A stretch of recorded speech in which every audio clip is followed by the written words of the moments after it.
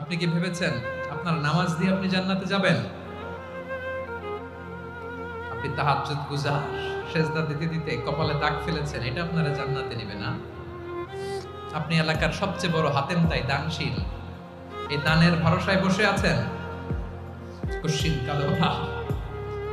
আমাদের নামাজ, আমাদের রোজা, আমাদের ইবাদত, এগুলোকে মিজানের পাল্লায় উঠালে কোনো ওজনই হবে না। তবে আমাদের একটা কৌশল জানা আছে, আমরা আল্লাহর রহমতের ভিখারি। আমরা সেদিন আগেই গুনার স্বীকৃতি দিয়ে দেব। আমরা বলবো, আল্লাহ তুমি প্রশ্ন করার আগে তোমার একটা কথা বলি, আমারে কিছু জিজ্ঞেস করো না, আমি সব করেছি। এমন কোন পাপ নাই যে পাপ আমারে দিয়ে হয় নাই।